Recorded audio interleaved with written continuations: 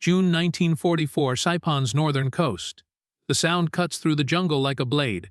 Crackling metallic, wrong. American loudspeakers mounted on Sherman tanks, broadcasting in Japanese, surrender.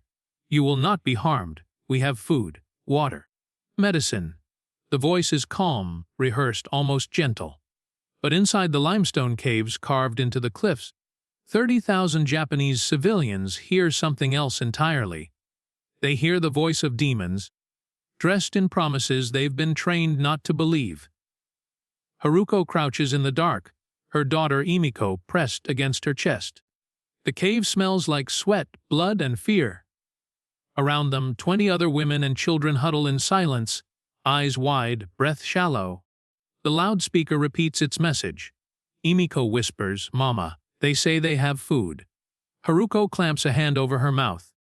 Not because she doesn't believe the Americans, but because 3 feet behind her, a Japanese soldier leans against the cave wall, rifle across his lap, watching.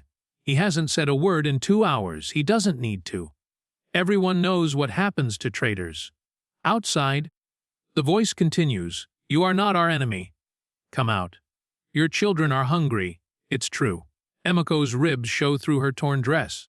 They've had no clean water for 6 days. Haruko's lips are cracked, her tongue swollen.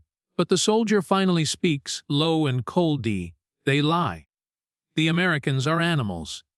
If you go to them, they will violate you. They will torture your children in front of you. Then they will kill you slowly." His voice doesn't waver. He believes every word. And so do they. Because for 3 months before the invasion, Japanese command had prepared them, booklets, drawings, stories, photos of bodies in Manila, women with torn clothes, children with bayonet wounds. "This is what the Americans do," the officers said. "This is who they are." Haruko had seen the pamphlets. She'd memorized the illustrations. She'd taught her daughter to bite her tongue and hold her breath if soldiers came. Better to die silent than scream for mercy that would never come. So when the loudspeaker promises safety, all she hears is the lie her government warned her about. By the way, where are you watching this from? What time? Drop a comment and let me know. I read every single one. The loudspeaker clicks off. Silence rushes back in, thick and suffocating. Emiko's stomach growls. Haruko closes her eyes. She thinks about the cliffs. She's seen them from the cave mouth. 300 feet of black volcanic rock, waves smashing white below. The soldier shifts his rifle.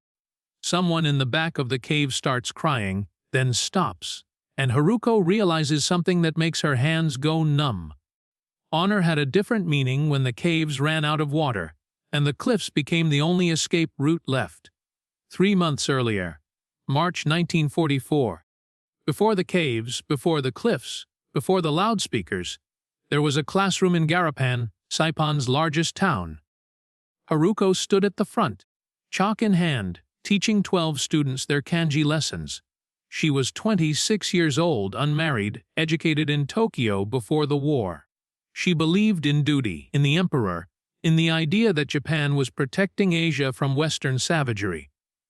Then a military officer walked in, dropped a stack of booklets on her desk, and said, "Teach them this instead." The booklets were thin, maybe 20 pages, rough paper that smudged your fingers. But the images inside were sharp, deliberate, horrifying. Page 1. American soldiers standing over a pile of Filipino bodies, laughing. Page 3. A woman's torn clothing, her face blurred. The caption reading, "What happens to mothers who surrender?" Page 7. A child's hand severed, placed on a table next to a Marine's combat knife. The illustrations were detailed, almost photographic. Haruko's stomach turned. The officer tapped the cover, read it to them. Make sure they understand what's coming. So she did. Every day for 2 weeks, she gathered her students, ages 6 to 14, and walked them through the pages. She described the drawings in calm, factual tones, the way she used to describe geography or history. "The Americans do not follow the rules of war," she explained. "They do not respect women. They do not spare children. If they invade, this is what will happen to your families. One boy asked, "Why don't they just kill us quickly?" Haruko paused. She didn't have an answer. The booklet didn't provide one. It only offered fear. The Japanese Home Ministry had printed over 200,000 of these booklets, specifically for Saipan's civilian population. 90% of the content focused on one thing: sexual violence. Stories of American soldiers in the Philippines raping women in front of their husbands. Accounts, fabricated or exaggerated, of Marines using bayonets on pregnant women. Zero context, zero counter-evidence, and certainly no mention of Japan's own crimes, the 200,000 women enslaved in the comfort system. Across Korea, China, and Southeast Asia, the propaganda didn't need truth. It needed belief. And belief, Haruko learned, was easier to plant than rice. One afternoon, a mother named Sato came to the school after hours. She clutched a booklet in both hands, trembling. "Is this real?" she asked. Haruko looked at the page. An illustration of a woman tied to a tree, American soldiers standing around her. Haruko wanted to say no. She wanted to say it was exaggerated, that governments lie during war, that fear is a weapon too. But the officer's words echoed in her head. "If you doubt this, you doubt the emperor." So Haruko nodded. "Yes, it's real." Sato's face went pale. She bowed, thanked Haruko, and left. 2 months later, Haruko would see her again. At Marpi Point, standing at the cliff's edge with her 2 sons. The booklets were everywhere. In homes, in churches, in the small Shinto shrine near the harbor. Fathers read them aloud at dinner. Mothers hid cyanide capsules in their aprons. Gifts from the military, small glass vials wrapped in cloth. If the Americans come, the instructions read, "Bite down hard. Death will come in 30 seconds. It is painless. It is honorable." Haruko kept hers in her pocket. She tested the weight of it daily, rolling it between her fingers like a prayer bead. She wondered if 30 seconds was enough time to regret everything. So when American tanks rolled into Garapan on July 7th, artillery shaking the walls, planes screaming overhead, thousands fled north, not toward safety, but toward the place where land ended and ocean began. July 7th, 1944. The sound of American tanks entering Garapan is like the earth tearing itself apart. Steel treads crush coral roads into powder. Artillery shells scream overhead, punching craters into sugarcane fields. Haruko grabs Emiko's hand and runs. No plan, no destination. Just north. Away from the smoke. Away from the voices shouting in English. Around her, thousands of others do the same. Families dragging the elderly on improvised stretchers, mothers clutching infants, men carrying nothing but fear. The roads are choked with bodies moving in one direction toward the cliffs. Dust coats everything. Haruko's throat burns. Emiko stumbles, her bare feet torn and bleeding, but Haruko doesn't stop. She can't. Behind them, the rhythm of war. Machine gun bursts. The crash of collapsing buildings. The metallic tang of gunpowder thick in the air. Ahead, the landscape rises. The ground turns rocky, volcanic, black and sharp. Palm trees give way to scrub. The ocean appears on the horizon, impossibly blue against the smoke, gray sky. And then she sees it. Marpi Point. The cliffs. 300 feet of jagged rock, waves below like white teeth, grinding. The column slows as the road narrows. Thousands of civilians funnel into a space meant for hundreds. Japanese soldiers are mixed in, not in formation, just scattered. Some wounded. Some shell-shocked, some still gripping rifles. One of them, a young corporal with a burned face, shouts at the crowd, "Keep moving. The Americans are coming! Don't stop!" Haruko glances back. In the distance, olive-green jeeps roll slowly up the hillside, American flags flapping. And from those jeeps, loudspeakers, "Stop! We have food! Water! You will not be harmed!" The voice is desperate now, almost pleading. But the Japanese soldiers fire warning shots into the air. The crowd surges forward faster. Haruko's lungs scream. Emiko is crying, her small legs barely keeping up. An old man collapses in front of them, clutching his chest. No one stops. They step over him, around him. Haruko wants to help, but the crowd is a living thing now, mindless, moving. A woman beside her mutters a prayer under her breath. Amaterasu, guide us. Amaterasu, forgive us. Haruko's hand goes to the veil in her pocket. Cyanide, she could use it now. Quick, painless. 30 seconds. But not yet. Not while Imako is still breathing. The cliffs loom closer. Haruko can hear them now, not just the waves but something else. Screaming. Faint, distant, swallowed by wind. And then she sees the first one. A woman maybe 50 yards ahead, standing at the edge. She's alone. No family. No soldier pushing her. She just steps off. No hesitation. No drama. One moment she's there, the next she's gone. The crowd barely reacts. Some look away. Some keep walking. One child points and asks, "Mama, why did she fly?" The mother covers the child's eyes and whispers, "She's going to heaven." By the time Haruko reaches the ridge overlooking Marpi Point, 8,000 to 10,000 civilians are already there, packed into a space the size of 3 football fields. The cliff stretches in a long curve, black rocks slick with ocean spray. Below, bodies float in the surf, dark shapes against the foam.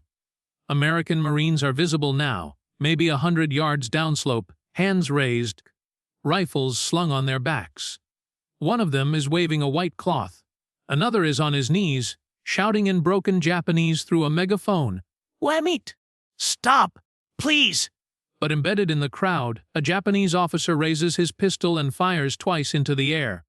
Then he turns to the nearest group of women and says flatly, "If the Americans take you, they will do things worse than death. Jump. It is your duty." At the cliff's edge, the first scream split the air. Not of fear, but of a mother's final prayer before she stepped into nothing. Her name is Kimiko, 23 years old.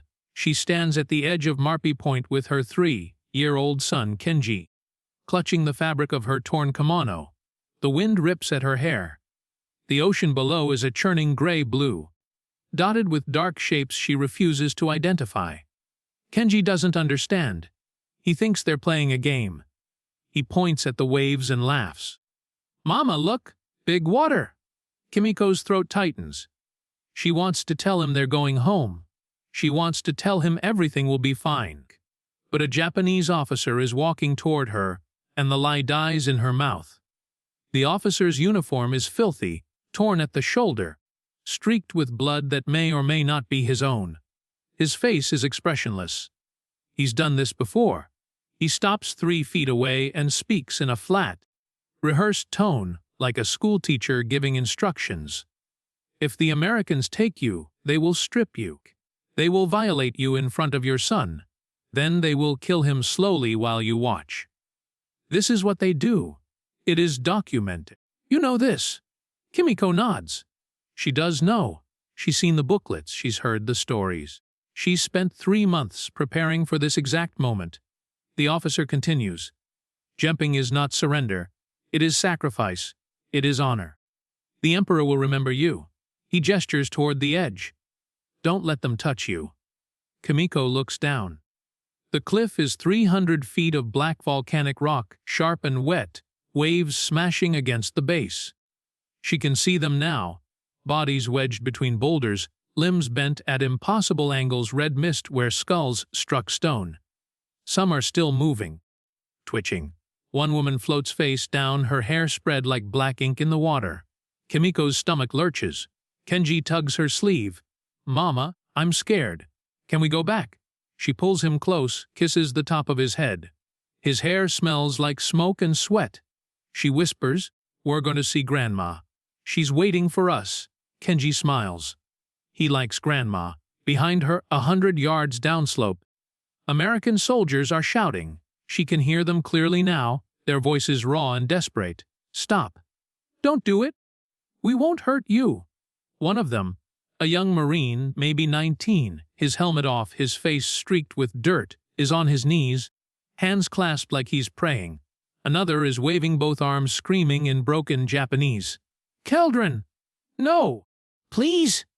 But the officer standing behind Kimiko pulls his pistol from its holster and points it at her spine. not pressed against her, just aimed. A reminder, she doesn't need to look. She can feel the cold weight of his intention.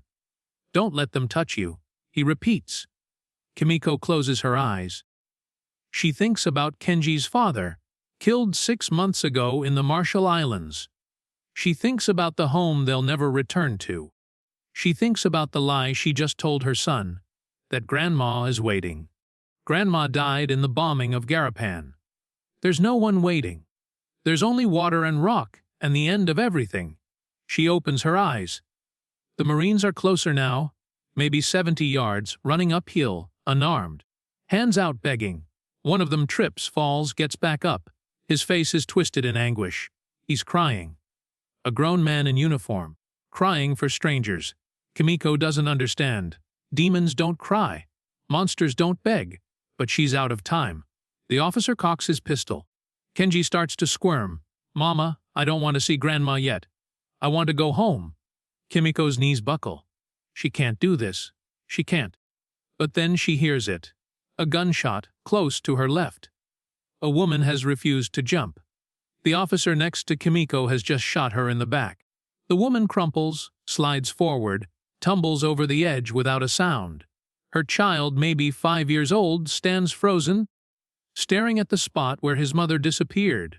Another officer grabs the boy by the arm and throws him over. Kimiko's vision tunnels. Her ears ring. Kenji is screaming now, clawing at her chest. The officer behind her steps closer. Your duty, he says.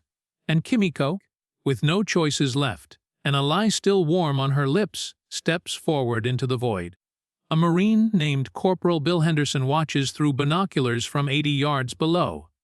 He sees the woman jump. He sees the child in her arms. He lowers the binoculars, drops to his knees, and vomits into the dirt. Another Marine puts a hand on his shoulder. Henderson shoves him off. He can't speak. He can't breathe. He joined the corps to fight soldiers, to storm beaches, to win battles. Not to watch mothers kill their children because of lies. But not everyone jumped willingly. Some were pushed, some froze in terror, and some made a choice that shattered the Americans watching from below. 5-year-old Takeshi doesn't know what death is. He knows his stomach hurts. He knows his mother's hand is shaking. He knows they've been walking for a long time, and his feet have blisters that pop and bleed. But he doesn't know why everyone is standing so close to the edge, or why some people are crying, or why that lady just disappeared into the sky. His mother kneels in front of him, smooths his hair, and smiles. It's the saddest smile he's ever seen. Takeshi, she whispers. We're going to see grandmother now. She's waiting for us in a beautiful place. No more noise. No more pain. Are you ready? Takeshi nods. He likes his grandmother. She used to give him rice candies. His mother kisses his forehead, picks him up, and walks toward the edge. 100 yards downslope, American corpsman Bill Henderson watches through binoculars, his hands trembling so badly he can barely keep the image steady. He sees the woman kneel. He sees her smile. He sees her lift the boy. And then he sees her step off the cliff with him cradled in her arms, like she's carrying him to bed. Henderson's breath catches. The binoculars slip from his fingers, dangle from the strap around his neck. He doesn't pick them up. He doesn't need to. The image is burned into his skull. A Marine next to him mutters, "Jesus Christ," and turns away. Another just stands there frozen, staring at the empty space where the woman used to be. It's not just one. It's dozens. Families holding hands in circles, bowing toward the ocean, toward Japan, 3,000 miles west, and then stepping off together, synchronized like a ritual. Henderson sees a father clutch his 2 daughters, one on each side, and jump as a unit. He sees an elderly couple, maybe 70 years old, helping each other to the edge, then falling in unison, fingers intertwined. He sees a group of schoolgirls in matching uniforms, maybe 10 of them, singing something. He can't hear the words over the wind, and then vanishing in a line, one after the other, like a sick assembly line. His mind refuses to process it. This isn't combat, this isn't war. This is something else, something worse. Then he sees the girl. Maybe 7 years old, her dress torn, her face streaked with dirt. She's standing near the edge with a group of women, but she's not moving. She's looking down at the rocks below, and her face is pure terror. One of the women, her mother, maybe, grabs her arm and tries to pull her forward. The girl screams, digs her heels in, thrashes. The mother is crying, begging in Japanese, words Henderson can't understand. But he understands the tone, please. We have to. There's no other way. The girl breaks free, turns, and runs. Not toward the cliff, toward the Marines. Henderson's heart leaps. He drops the binoculars and sprints uphill, waving his arms. Come on! Come here! We got you! 2 other Marines join him, unarmed, hands out, shouting in broken Japanese, Coco! Here, safe! The girl is fast, her little legs pumping, her screams cutting through the chaos. She's 30 yards away. 20. Henderson can see her face now, wild eyes, snot running from her nose, mouth open in a wail. 15 yards, he's almost there. He reaches out, and then a Japanese soldier tackles her from the side, slams her into the ground. She goes limp for a second, dazed. The soldier picks her up, slings her over his shoulder like a sack of rice, and runs back toward the cliff. Henderson roars. He doesn't think. He charges. But 3 Japanese soldiers step into his path, rifles raised. Not aimed at him, aimed at the sky, a warning. One of them shouts something harsh, guttural. Henderson skids to a stop. His hands are still out, still reaching. The girl is screaming again, pounding on the soldier's back with tiny fists. The soldier reaches the edge. He doesn't pause. He doesn't say a word. He just throws her over, like he's tossing trash off a bridge. Then he pulls a grenade from his belt, yanks the pin, and jumps after her. Henderson stands there, arms still outstretched, breath coming in ragged gasps. The explosion below is muffled by the wind and waves. He feels hands on his shoulders, other Marines pulling him back, voices saying, "It's over, Bill. You can't save her. She's gone." But he can't move. He just stares at the spot where the girl disappeared. That night, he writes a letter home. It takes him 2 hours because his hands won't stop shaking. The letter says, "I joined the Marines to fight soldiers, not to watch kids die because of lies." He never mails it. He burns it 3 days later because he doesn't know how to explain what he saw. U.S. Medics later estimate that 40% of the jumpers at Marpy Point were children under 12. Some mothers tied infants to their bodies with strips of cloth before jumping, so they wouldn't lose them on the way down. In the first week, 920 bodies were recovered from the water and rocks below. The actual toll is believed to be over 3,000. Most were never found. The ocean took them. But a few children survived the fall. Broken legs, shattered ribs, skulls cracked but not destroyed, and what they told the Americans afterward revealed just how deep the brainwashing ran. 3 days later, USS Solace, a U.S. Navy hospital ship, anchored off Saipan's western coast. A 9-year-old girl named Sachiko wakes up in a clean white bed, her legs wrapped in plaster casts from hip to ankle. Both femurs shattered, 3 ribs broken, skull fracture.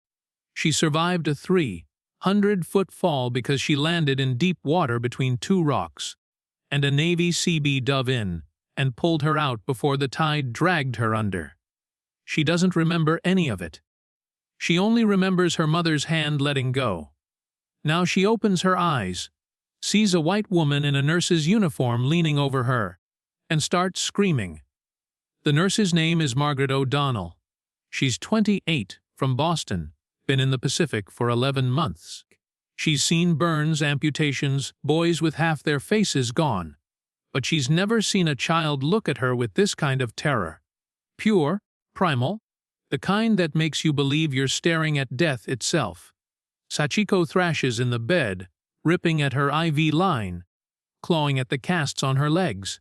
Margaret tries to hold her still, speaking softly. "It's okay, sweetie. You're safe. You're safe." But Sachiko isn't hearing words. She's hearing the voice of a demon, just like the booklets promised. She screams louder. Margaret calls for a translator, a Japanese, American soldier named Danny Higa, born in Hawaii, drafted a year ago. He rushes in, kneels by the bed, and speaks in rapid Japanese. "You're on an American ship. You're hurt, but you're alive. We're not going to harm you." Sachiko stops thrashing. She stares at him, chest heaving, eyes darting between him and Margaret. "You're Japanese," she whispers. Danny nods. "Yeah. And I'm telling you the truth, you're safe." Sachiko's face twists. "Liar. You're a traitor, you work for the demons." Danny exhales slowly. "No.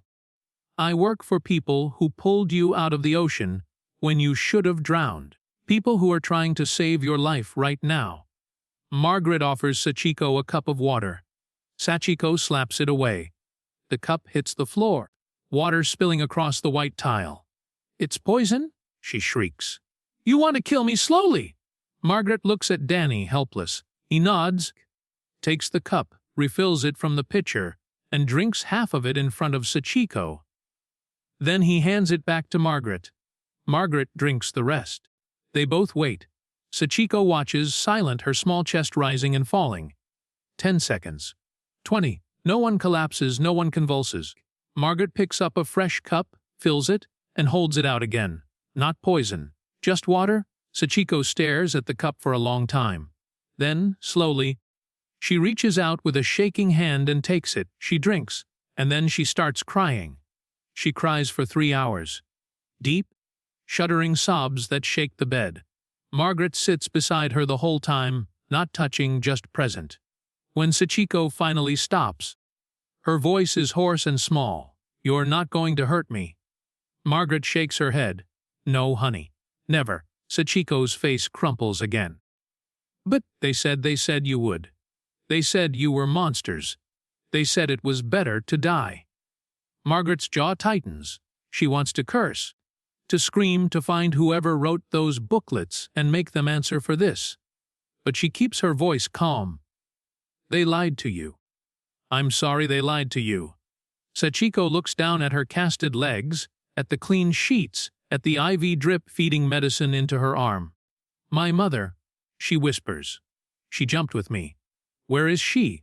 Margaret doesn't answer right away. She looks at Danny. He shakes his head slightly. Margaret turns back to Sachiko. "I don't know, sweetheart. I'm sorry." Sachiko nods slowly, like she already knew. "She let go of my hand," she says quietly. "In the air." I felt her let go. Her eyes go distant, unfocused. She wanted me to die with her, but I didn't. Does that make me bad? Margaret's throat closes. She reaches out carefully and takes Sachiko's hand. "No, it makes you alive. And that's not bad. That's never bad." Over the next 2 weeks, Margaret watches the same scene repeat with other survivors. A 12-year-old boy refuses to eat for 4 days because he thinks the rice is poisoned. A woman with a broken back spits in a medic's face when he tries to change her bandages. A toddler, maybe 3 years old, won't let anyone touch him. He just sits in the corner of the recovery ward, rocking back and forth, humming. It takes an average of 11 days for the child survivors to accept food from American hands. Some never do.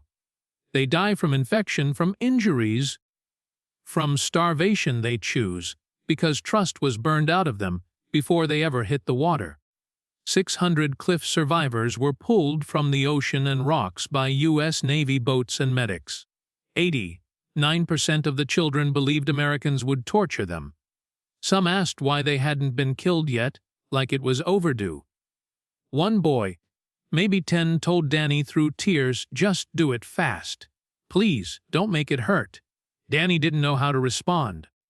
He just sat with the kid until he fell asleep. That night, Danny wrote in his journal, "We're trying to save them. But their own people convinced them we're the enemy. How do you fight a lie that deep?" For the Marines still at Marpy Point, the nightmare wasn't over, because Japanese soldiers weren't just encouraging civilians to jump anymore. They were throwing grenades into the caves where families hid, refusing to let them surrender. July 10, 1944. Corporal James O'Brien is 30 feet below the cliff trail, rope tied around his waist, rappelling down a limestone rock face slick with moss and ocean spray. His hands are bleeding. His rifle is slung across his back, useless at this angle. But he heard something 5 minutes ago that made him ignore every order, every instinct. Crying. A child's voice, faint and broken, coming from a cave carved into the cliff wall 40 feet below the main path. Now he's descending into darkness. A Navy medic named Torres right behind him. And the only thing louder than the waves below is his own heartbeat hammering in his skull. The cave mouth is narrow, maybe 4 feet wide. Jagged edges like broken teeth. O'Brien swings himself onto the ledge, pulls a flashlight from his belt, and shines it inside. The beam cuts through the dark, and he sees them. 17 people, mostly women and children, huddled against the back wall, faces hollow, eyes wide, lips cracked and bleeding. One woman is holding a baby that isn't moving. Another is cradling a toddler whose leg is bent at an unnatural angle. The air smells like urine, infection, and fear. O'Brien's throat tightens. He raises both hands, palms out, flashlight still gripped in one. America, he says slowly, the only Japanese word he knows. Friend. Help. The women stare at him. No one moves. No one speaks. O'Brien takes one step forward, careful boots scraping on stone. Torres drops onto the ledge behind him, medical kit in hand. We got them, Torres whispers. We actually got them. O'Brien nods, heart lifting for the first time in 3 days. He's about to speak again, about to say water, food, safe, when he hears it. A soft metallic sound. Click. Roll. His flashlight beam catches it, a Type 97 grenade, pin already pulled, rolling out from the shadows at the back of the cave. O'Brien doesn't think. He lunges backward, grabs Torres by the vest, and hurls both of them off the ledge. The rope snaps taut, jerks them sideways. And then, crack, the anchor above gives way. They fall 15 feet, slam into a rock outcrop, and the air punches out of O'Brien's lungs. He hears the explosion above. Muffled, contained, a dull crump that shakes dust from the cliff face. Then silence. Then screaming. Not from the cave, from Torres. His leg is shattered, bone visible through torn fatigues, blood pooling fast. O'Brien's ribs are on fire. He can taste copper. But he forces himself up, grabs the rope, and climbs back toward the cave, hand over hand, vision blurring. He reaches the ledge. The cave is smoke and ruin. Bodies slumped against the walls, some still, some twitching. The smell of burned flesh is immediate and suffocating. O'Brien crawls inside, flashlight beam shaking. He finds 2 children alive in the back corner. A girl, maybe 6, and a boy, maybe 4. Both are unconscious, bleeding from their ears, but breathing. He pulls them out one at a time, lays them on the ledge, and starts chest compressions on the girl. She coughs, gasps. Eyes fluttering open, the boy doesn't wake up. O'Brien keeps trying. 30 compressions. 2 breaths. 30 more. Nothing. He stops. His hands are shaking so badly he can't make a fist. Later, when the medics recover the bodies, they find the woman who threw the grenade. She's slumped in the back of the cave, her right hand blown apart, the grenade pin still clutched in her left. No soldier forced her. No officer gave the order. She did it herself. When she heard English voices, she chose to kill her own people rather than let the Americans save them. O'Brien sits on the cliff trail afterward, staring at his bloody hands, and doesn't speak for 6 hours. Another Marine finally asks him what happened. O'Brien's voice is flat, empty. We were trying to save them. Their own people were killing them. And they still thought we were the enemy. Over the next week, U.S. forces document 31 cave incidents like this across Saipan. Grenades, murder, suicides, officers executing women who refused to jump, then shooting themselves. 84 American rescuers are killed or wounded by Japanese soldiers, booby traps, or desperate civilians while attempting evacuations. In one cave near Marpy Point, a Japanese officer executes 19 women who refused to jump. lines their bodies against the wall, and then puts his pistol under his chin. The Marines find him 3 hours later. The walls are still wet. But the Americans didn't give up, and in one final, desperate gamble, they tried something that had never been done before in the Pacific War. July 11, 1944. Morning light breaks over Marpy Point pale and cold. The cliffs are still crowded. 2,000 civilians remain, trapped between the ocean and the fear that's been drilled into their skulls for months. American forces have tried everything. Loudspeakers, white flags, unarmed approaches, none of it works. The Japanese soldiers embedded in the crowds keep firing warning shots, keep whispering the same poison. They're lying. They'll torture you. Jump. So the dying continues. 20 more overnight, 15 this morning. The Marines are exhausted, hollowed out, watching people kill themselves while standing 10 yards away, helpless. Then Captain Richard Moore has an idea that breaks every protocol in the book. He brings a Japanese woman to the cliff top. Her name is Sari, 29 years old. She was a civilian nurse in Garapan, captured 3 days ago when she collapsed from dehydration while trying to reach the caves. She's been in U.S. custody for 72 hours. She's been fed, given water, treated for infected cuts on her feet. No one has harmed her. No one has interrogated her. She spent the first day silent, waiting for the torture to start. It never did. By the second day, she asked a translator, "Why are you keeping me alive?" The translator, Danny Higa, looked confused. "Because you're a human being. Why wouldn't we?" Sari didn't have an answer. Now she stands in front of a loudspeaker mounted on a jeep, Captain Moore beside her. Danny translating instructions. Moore's voice is quiet, urgent. "Tell them the truth. Tell them what happened to you. Tell them you're alive." Sari looks at the crowd 200 yards upslope. Faces she recognizes, neighbors from Garapan, women she worked with at the clinic. Her hands are shaking. "They'll think I'm a traitor," she whispers. Moore nods, "Maybe. But if you don't try, they'll die thinking we're monsters. And that's a worse lie." He hands her the microphone. "It's your choice." Sari stares at the device like it's a weapon. Then she takes it. Her voice cracks at first, barely audible. "My name is Sari Tanaka. I was a nurse in Garapan. I am alive." She pauses, swallows hard. The loudspeaker carries her words up the hillside, tinny and strange. A few heads turn. "The Americans captured me 3 days ago. They gave me rice, water, medicine. They treated my wounds. Her voice breaks. "They did not harm me. They did not touch me. Everything we were told, it was a lie." Silence. The wind pulls at her hair. She grips the microphone tighter. "Please. I am begging you. Don't jump. Your children don't have to die. Come down. You will be safe. I swear it. I swear on my life." For 10 seconds, nothing. Then movement. 30 women emerge from a cave on the eastern ridge, hands raised, children clutching their legs. They move slowly, hesitant, glancing back like they expect to be shot. Marines rush forward, unarmed. Hands out, voices soft. "Okay. Good. We got you. It's okay?" The women flinch when the Marines get close, but they don't run. One of them collapses into Danny's arms, sobbing. Another asks in broken English, "Food? Real?"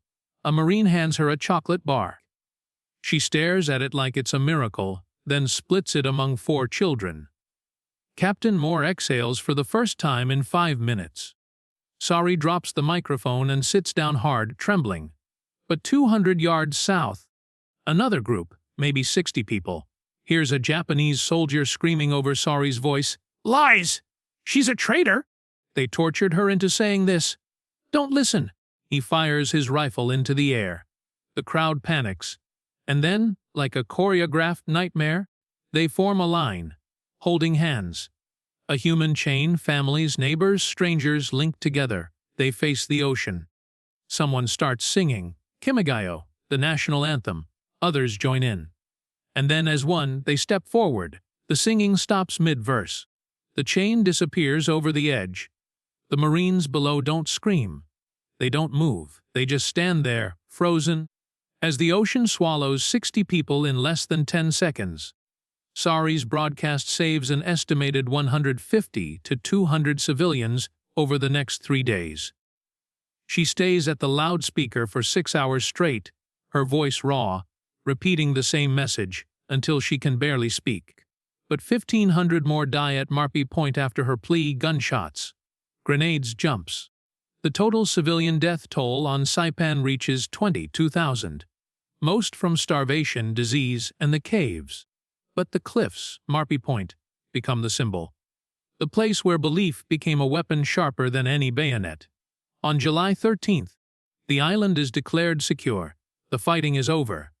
But for the Marines, the war is just beginning. The war against the memory of what they couldn't stop. A chaplain named Edward Wilson writes in his journal that night, "We saved 100, but we'll remember the thousands we couldn't." He closes the journal, walks to the edge of the camp, and stares at the ocean. He doesn't write again for 2 weeks.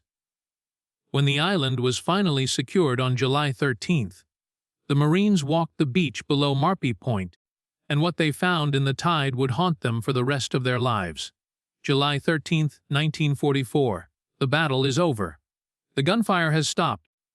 The island is silent except for the waves. Marine Corporal Bill Henderson walks the beach below Marpy Point with 20 other men, and the first thing he sees is a child's sandal, pink fabric, torn strap, half buried in the wet sand. He picks it up. It weighs nothing. He doesn't know why he's holding it. He doesn't know what to do with it. So he just stands there, sandal in hand, staring at the surf. And then he sees the bodies. They're everywhere. Floating face, down in the shallows, tangled in seaweed, wedged between rocks. Rolled by the tide like driftwood, dark shapes against the white foam. Some are intact. Some aren't. Henderson sees a woman's body, her kimono shredded, one arm missing. He sees an old man, his skull caved in, crabs crawling over his chest. He sees an infant, maybe 6 months old, still tied to its mother's back with a strip of cloth. Both are bloated, skin gray-blue, eyes gone. The smell hits him, salt, rot, copper. He turns and vomits into the sand. Around him, other Marines are doing the same. One private drops to his knees and just sobs, hands covering his face. No one tells him to get up. They work in silence, no jokes, no small talk. Just the grim, mechanical process of pulling bodies from the water, laying them on the sand and counting. 1, 5, 50, 100. The numbers stop meaning anything after a while. Henderson finds a woman's comm, wooden, carved with flowers.